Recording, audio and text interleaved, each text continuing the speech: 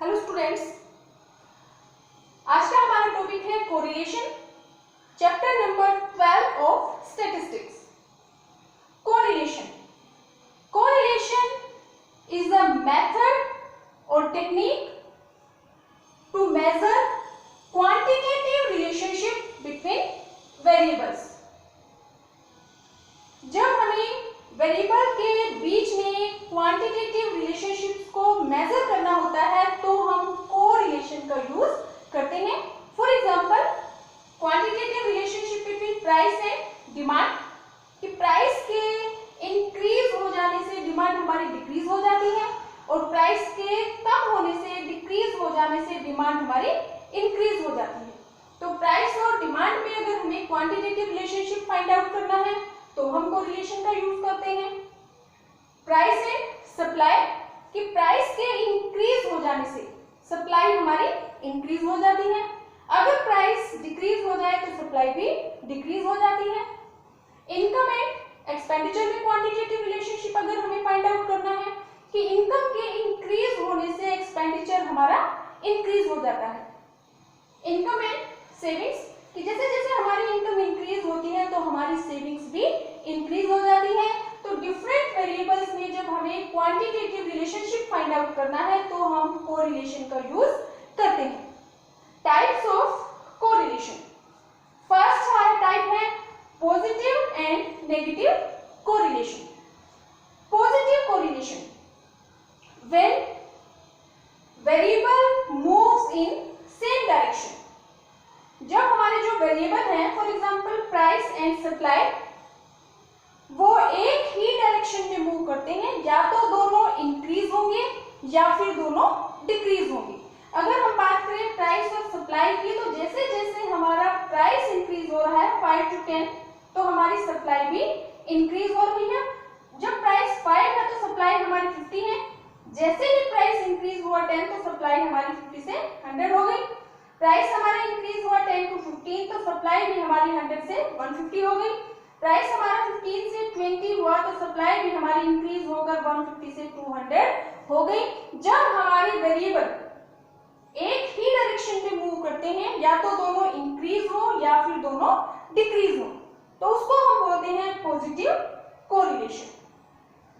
Negative correlation, when variables move in opposite direction. एक variable हमारा increase हो रहा है और दूसरा वेरिएबल हमारा डिक्रीज हो रहा है, तो उस केस में हम कहेंगे negative correlation. For example, price and demand, price जब हमारा 5 है, फिर 10, 15 और 20, प्राइस हमारे इंक्रीज हो रहा है और जो डिमांड हमारी है वो हमारी डिक्रीज हो रही है। तो जो प्राइस इंक्रीज हो रहा है और डिमांड हमारी डिक्रीज हो रही है, दोनों ऑपोजिट डायरेक्शन में जा रहे हैं, एक इंक्रीज हो रहा है और दूसरा डिक्रीज हो रहा है, तो इसको हम बोलते हैं नेगेटिव कोरिलेशन। सेकंड हमारी जो टाइप है कोरिलेशन की, वो है linear correlation and non linear correlation. Linear correlation, when two variables move in same proportion. जब हमारे वेरिएबल सेम प्रोपोर्शन में मूव करते हैं तो उसको हम बोलते हैं लीनियर कोरिलेशन। फॉर एग्जांपल, हमारे पास ये दो वेरिएबल है x एंड y। x की में जो मूवमेंट है वो हमारा जो डिफरेंस है वो है 2 का 2, 4, 6, 8, 10। ऐसे ही जो y वेरिएबल है इसमें हमारा डिफरेंस है 5 का 5, 10, 15, 20 एंड 25। जब वेरिएबल मूव करते हैं इन सेम प्रोपोर्शन तो उसको हम बोलते हैं linear correlation. Non linear correlation, when variables do not move in same proportion. जब हमारे जो वेरिएबल्स हैं वो सेम प्रोपोर्शन में मूव नहीं करते तो उसको हम बोलते हैं non linear correlation. For example, दो वेरिएबल है x एंड y। x में जो डिफरेंस है, जो मूव है उसका, उसमें डिफरेंस है 2 का 2, 4, 6, 8, 10। और जो y वेरिएबल है इसमें पहले डिफरेंस है 2 का 1, 3 से जब 7 है तो डिफरेंस है 4 का, उसके बाद डिफरेंस है 13 का, फिर डिफरेंस है 2 का। तो जब हमारे जो वेरिएबल्स है वो सेम प्रोपोर्शन में मूव नहीं करते हैं उसको हम बोलते हैं non linear correlation.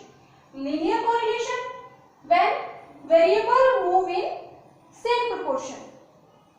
Non-linear correlation when variables do not move in same proportion, तो उसको हम बोलते हैं non-linear correlation.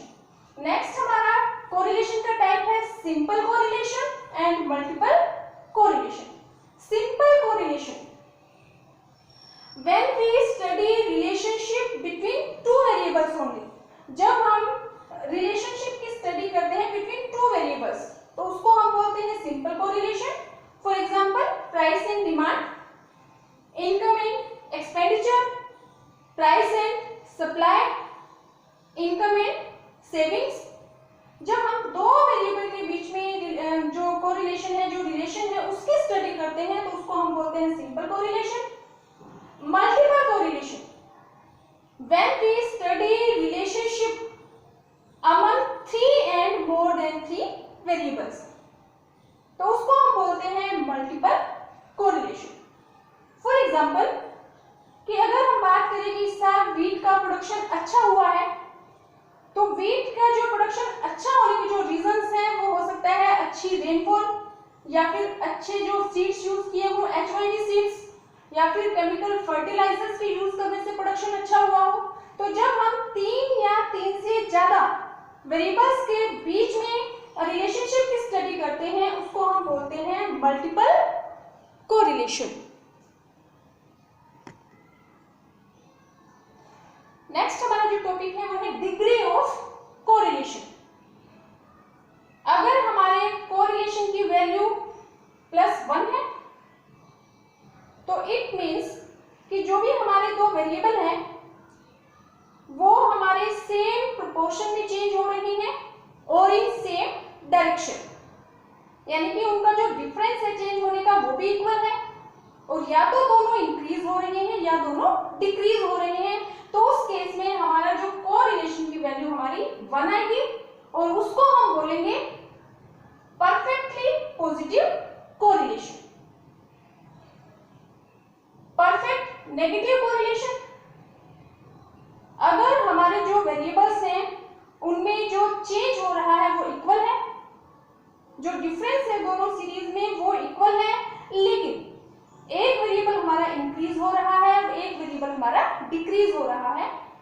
जो मूवमेंट है वो उनमें जो चेंज हो रहा है वो सेम प्रोपोर्शन में है, लेकिन मूवमेंट की जो डायरेक्शन है वो अलग है. एक इंक्रीज होगा तो दूसरा डिक्रीज होगा. उस केस में हमारे कोरिलेशन की वैल्यू आएगी -1, जिसको हम बोलेंगे परफेक्ट नेगेटिव कोरिलेशन.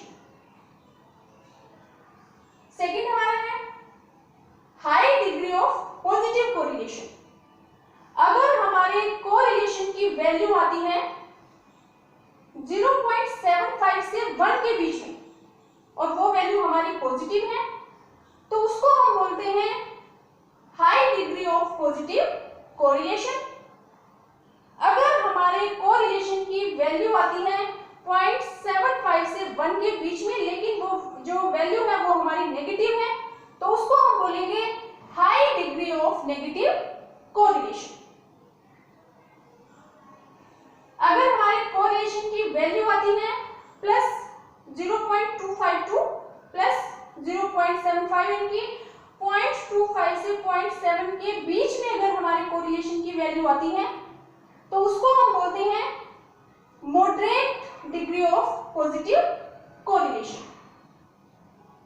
अगर हमारे कोरिलेशन की वैल्यू आती है माइनस का 0.25 से माइनस के 0.75 के बीच में तो उसको हम बोलते हैं moderate degree of negative correlation. अगर हमारे कोरिलेशन की वैल्यू आती है 0 से 0.25 के बीच में तो उसको हम बोलते हैं लो डिग्री ऑफ पॉजिटिव कोरिलेशन. अगर हमारे कोरिलेशन की वैल्यू आती है 0 से माइनस का 0.25 तो उसको हम बोलते हैं लो डिग्री ऑफ नेगेटिव कोरिलेशन.